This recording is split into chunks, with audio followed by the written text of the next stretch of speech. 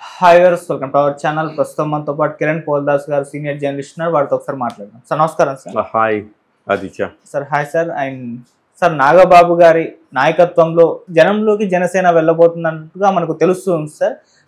మరి పెద్ద ఎత్తున సభలు నిర్వహించబోతున్నారు. వీటన్నిటిని కూడా నాగబాబు గారే పర్యవేక్షించబోతున్నారు. ఆ బాధ్యతలన్నీ కూడా పవన్ కళ్యాణ్ గారు నాగబాబు గారికి అప్పగించినట్టు కూడా మనకు తెలుస్తుంది. మరి నాగబాబు గారి నాయకత్వంలో మరి జనంలోకి జనసేన వెళ్తే ఈ పార్టీకి ఏ విధంగా హెల్ప్ అవుతుంది? అండ్ పవన్ కళ్యాణ్ గారు ఎందుకు మరి ఛార్జ్ తీసుకోలేదు? నాగబాబు గారిని ముందుకు పెట్టడానికి కారణం ఏంటి? మరి దీనివల్ల జనసేనకు ఎటువంటి లాభాలు ఉండే అవకాశం ఉంది సార్? మీరేం చెప్తారు సార్ దీనిపైన? ఆదిత్య, పార్టీ అధికారంలోకి వచ్చి 7 నెలలు అవుతోంది. ఈ 7 నెలలుగా పూర్తిగా ప్రభుత్వం మీద పట్టు సాధించడం కోసం, తన శాఖల మీద పట్టు సాధించడం కోసం పవన్ కళ్యాణ్ గారు రాత్రింబవళ్ళు పనిచేస్తున్నారు. ఎస్పెషల్లీ రాబోయే రోజుల్లో 15 రోజులు 14-15 రోజుల పాటు జనంలోనే ఆయన ఉండాలని నిర్ణయించుకున్నారు as a deputy chief minister.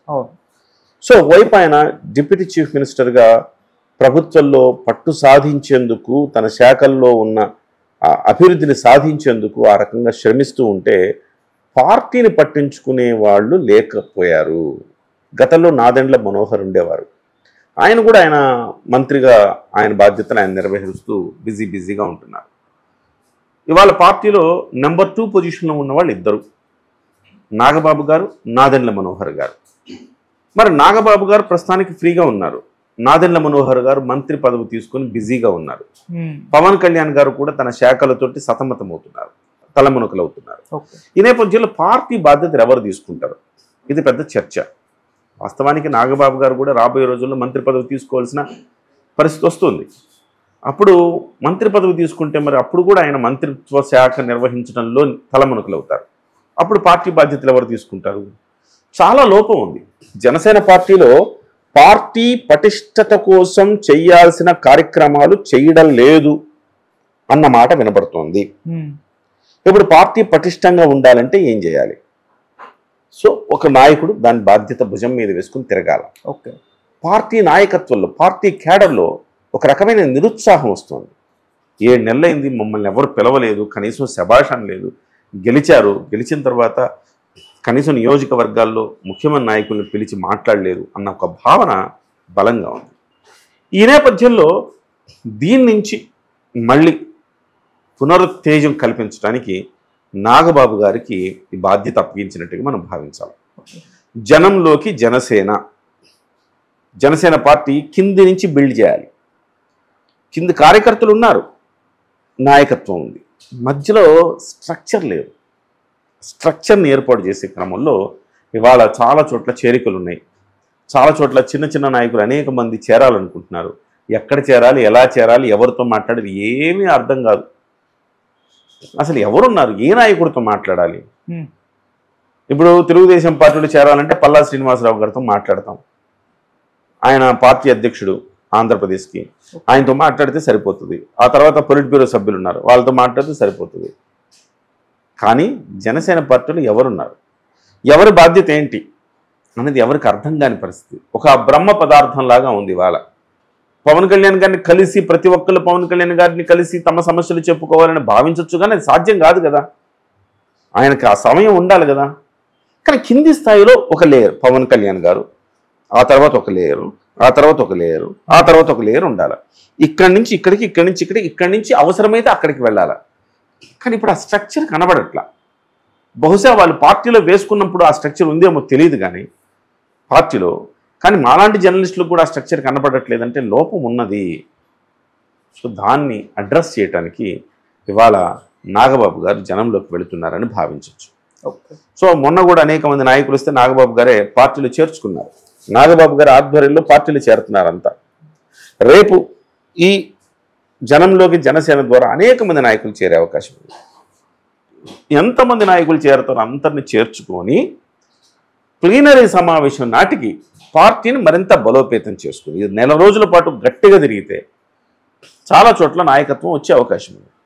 Plenary నాటికి ఈ కమిటీలు వేసుకొని, ఈ కమిటీల ద్వారా ఆ ప్లీనరీ అప్పుడు వాళ్ళలో ఉత్తేజం నింపేలాగా ఆ కమిటీలు ప్రకటిస్తే కనుక జనసేన పార్టీకి ఇప్పటి వరకు ఏదైతే అసంతృప్తిగా ఉన్నారో ఆ లీడర్షిప్ వచ్చే అవకాశం స్పష్టంగా కనబడుతుంది.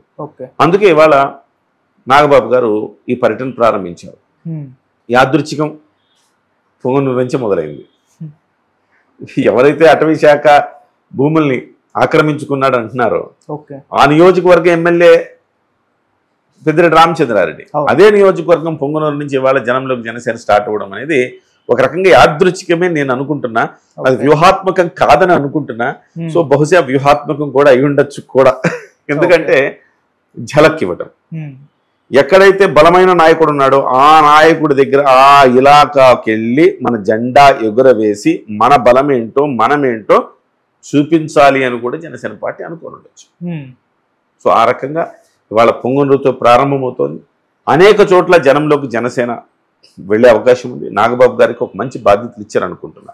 నాగబాబు గారు రేపు మంత్రి అయిన తర్వాత కూడా ఈ స్థానం ఖాళీ ఉండకుండా ఒక జాయినింగ్స్ కమిటీ లాగా ఒక కమిటీని ఎంచుకొని ఆ కమిటీ ద్వారా ప్రతి చోట మీటింగులు పెట్టి ఎవరైతే ఆసక్తి ఉన్నారో వాళ్ళందరినీ కూడా పార్టీలోకి చేర్చుకొని ఒక బలమైన నాయకుల్ని పార్టీలోకి ఆహ్వానించి తద్వారా పార్టీని మరింత బలోపేతం చేసుకోగలిగితే పవన్ కళ్యాణ్ గారికి వచ్చిన ఈ చరిష్మా, చాలామంది పవన్ కళ్యాణ్ గారు కూడా పవన్ కళ్యాణ్ గారికి చాలామంది సలహాలు ఇస్తూ ఉండొచ్చు. ఏముందండి, పవన్ కళ్యాణ్ గారిని చూసే కదా ఓటేసేది, మధ్యలో వాళ్ళ పని లేదు. పవన్ కళ్యాణ్ గారు ఓటర్లు, పవన్ కళ్యాణ్ గారు మధ్యలో ఒక క్యాడర్ ఉంటుంది. ఈ క్యాడరే ప్రతి ఓటర్ని పుల్ చేసి తీసుకుపోయి పోలింగ్ బూత్ దాకా తీసుకుపోయి ఓటేస్తారు. పవన్ కళ్యాణ్ అంటే అభిమానమే. కానీ ఈరోజు పుష్ప 2 సినిమా వస్తుంది నెట్ఫ్లిక్స్లో, ఏమేస్తాంలే ఓటు చూద్దాం, లేదు ఈరోజు ఇండియా పాకిస్తాన్ మ్యాచ్ ఉంది, ఏం పోతాంలే గురు, అందరూ వేస్తారుగా, మనం అయిపోతే ఏమన్నా నష్టమా, చూద్దాంలే, గెలుస్తుంది జనసేన గెలుస్తుందిలే అనుకుని నువ్వు. కానీ అలాంటి వాళ్ళందరినీ తీసుకొచ్చి బద్దకించిన వాడిని, ఏదో సిల్లీ రీజన్స్ చెప్పి ఆగిపోయిన వాడిని, ముసలి ముతక అందరినీ తీసుకొచ్చి ఆటోలు ఎక్కించి తీసుకెళ్ళి పోలింగ్ బూత్ దాకా తీసుకెళ్ళి ఓటేయించి తీసుకొస్తారు చూసారా, అది ఎలక్షనీరింగ్. ఆ ఎలక్షనీరింగ్ చేయాలంటే క్యాడర్ ఉండాలి.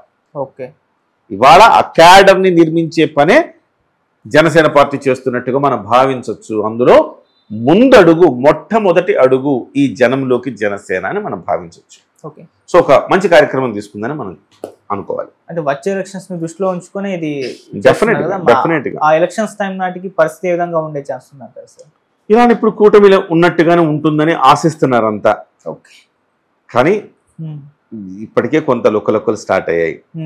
కొన్ని చోట్ల కొన్ని మాటలు చూస్తున్నాం. ఈ పరిస్థితుల్లో జనసేన పార్టీ కూటమిలో ఉండొచ్చు, ఉండకపోవచ్చు, అధికార భాగస్వామిగా ఉండొచ్చు, ఉండకపోవచ్చు. 2029 నాటికి ఉన్నా ఉండకపోయినా క్యాడర్ ముఖ్యం కదా, స్ట్రక్చర్ ముఖ్యం కదా. ఆ స్ట్రక్చర్ని ఎప్పుడు ఏర్పాటు చేసుకోగలరు? అధికారులు ఉన్నప్పుడు ఏర్పాటు చేసుకోగలరు. ప్రతిపక్షంలోకి ఒక్కసారి మళ్ళీ వెళ్ళిపోతే స్ట్రక్చర్ ఏర్పాటు చేసుకోవడం కష్టం అవుతుంది. కాబట్టి దీపం ఉండగానే ఇల్లు చక్కబెట్టుకోవాలన్న రీతిలో ఇవాళ అధికారంలో ఉండగానే ఈ స్ట్రక్చర్ని పర్ఫెక్ట్గా నిర్మించుకోవటం అవసరం. అవసరాన్ని జనసేన పార్టీ గుర్తించిందని నేను భావిస్తున్నా.